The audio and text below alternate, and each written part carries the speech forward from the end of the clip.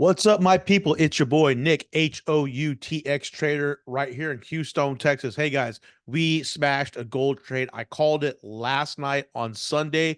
Check this video right here for that link to that market overview, which I do on Sundays. I basically do every night so we can get ready for the trade in the next morning or later on that evening. So we're going to break down this gold trade that smashed for like 250 pips, and we're still in the gold trade. So let's share the screen real quick and let's break this down. All right, guys, here's the gold trade. So we're going to start off on the daily. Everyone knows gold's been super bullish. I mean, look at gold. Okay, so we don't need to review that too much. Let's start on the 2 hour. So if we come down here to like the more localized area, I see that this is the swing bottom that I want to concentrate on, and this is the swing top. If we draw the fib from this bottom to the top, okay, we can see that there is a consolidation at the 61.8, which is liquidity. We want to see price come down off this top, go through this liquidity, and find support at the 78.6, which is right here. And look at, we had 1, 2, 3, 4, 5, 6 candles in this area that found support on the 78.6. So this is letting us know that the buyers are stepping in and we can start to go back long and go back with momentum now that the retracement has completed. So that's the 2 hour. Let's come down to the 1. Okay. So I was out of town and Dominican Republic on vacation last week. So I did not take any of these trades down here, unfortunately, but there was definitely some good longs to be had. So what we're going to do now is we're going to come down basically into this section, which is where I want to concentrate for these internal move trades. Okay. I do know that it's already caught the bottom of 78.6, what we just said. Okay. Right there. I see that we have kind of like a structural area here in this wick, and this wick broke that, and we've already set another high. So we're setting highs at the same time we have set lows, right? And we're setting lows. So we're setting higher highs, we're setting higher lows. My job then is to find out where we can get into a buy. So let's delete this little triangle, rectangle, and let's go down to 30 minutes. See if we can find us a move. Now, the smaller the time frame, the higher the risk move, right? So we don't want to have huge stop losses, and we don't want to over leverage on these situations because they're riskier. So let's just start off real quick by drawing the trend line. Okay, we see a very clear bottom, and we see a second touch. Now this gives us the trend line. Again, when we took this trade, let's just replay this back to yesterday evening. Okay. This is where we are looking like yesterday. So when I made that markup video last night, I was saying, look, we have liquidity sitting here, here, and here. We want to see this market come down, hit this liquidity, hit this trend line, and then go. Okay. So we also see that I marked a breaker candle right here. So we have this as what I call a kissing candle. Some people call it a breaker candle. If we come down into a smaller time frame, we see that there is a consolidation area. Well, we see that there's this little area here, and in between where I have that arrow, this area right there is what I call a kissing candle. We can go over that more, but there's the tops. You can see it's a support and resistance, and it broke through with a very strong engulfing. That's very important. That's what we're looking for right now, because we're going to target this area where that strong engulfing candle came from. You see how it came down? We have a bull candle. We have a bull, a bear, a bull. It's kind of like a little miniature consolidation, but really, this area right there is where this strong engulfing bull take place. So we want the market to come back down into that area and retest that, which is also the top of that last bear candle, and then go. Okay. So we have an idea that the market wants to probably come back down there. We don't know, but we're thinking, hey, that could be a spot. And again, we also have the support and resistance area that I was saying here. Look, we have it as support. We have it as resistance. We have it as support. It didn't hit it, but that's where it started the trend line. Okay. Um, let's just delete those right there. All right. And again, if you see it back over here, you do have it some more, right? You have it as resistance, you have it as support, you have it as resistance. You guys get the idea, right? That's a very good level.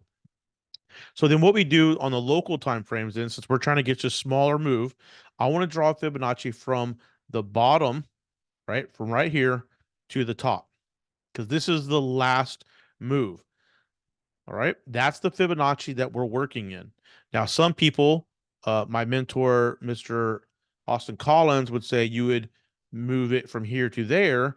This then was already a healthy retracement of the 61.8, and we would start over with a brand new fib from the bottom there. That's not how I trade. I don't go by the first low, not always.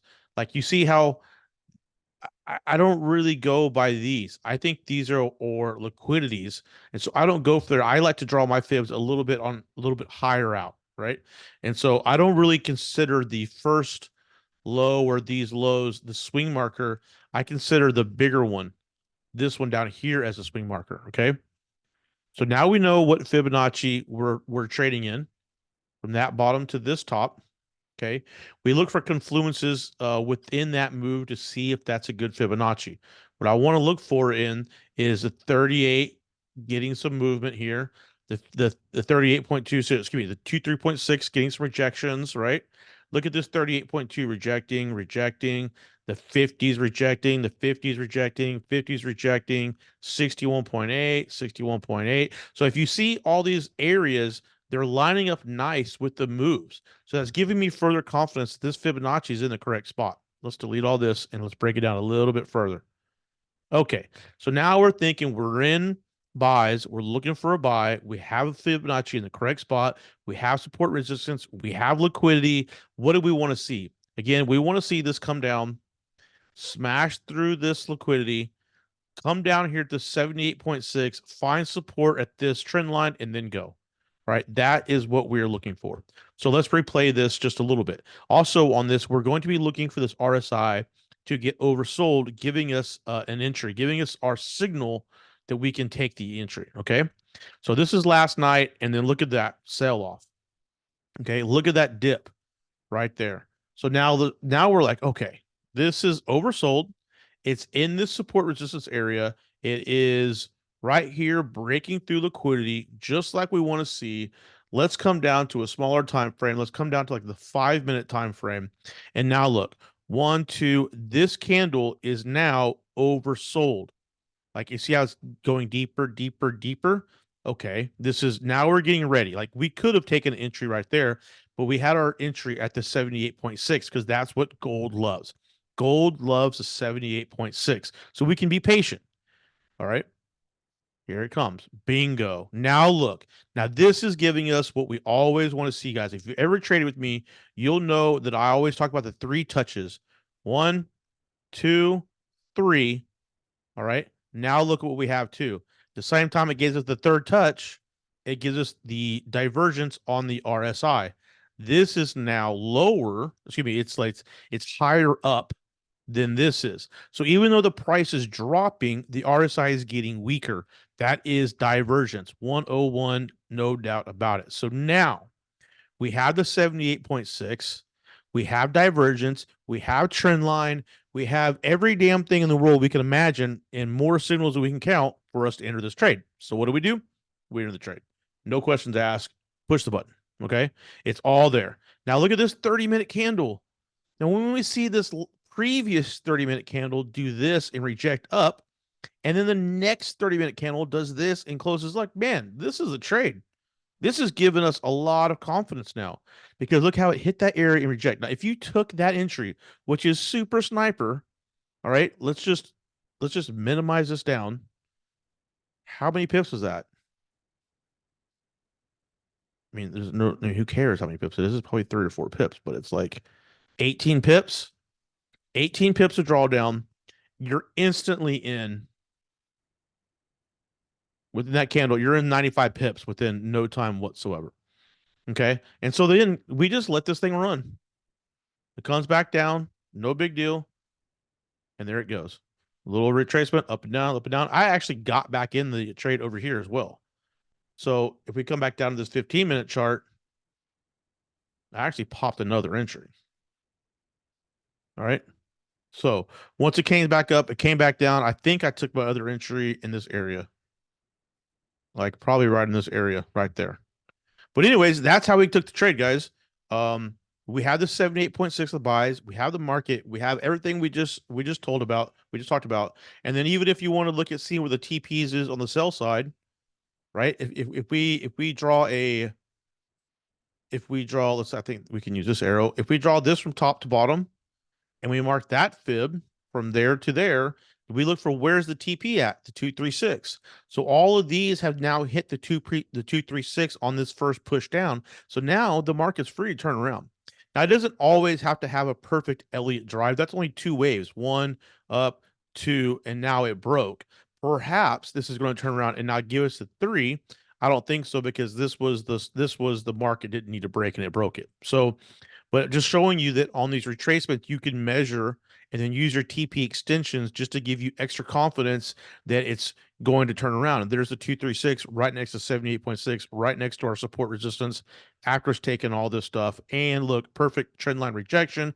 I mean, good God, that was a perfect trade. And I called it out last night on the video. So, most important, guys, please do me a favor and hit that thumbs up button.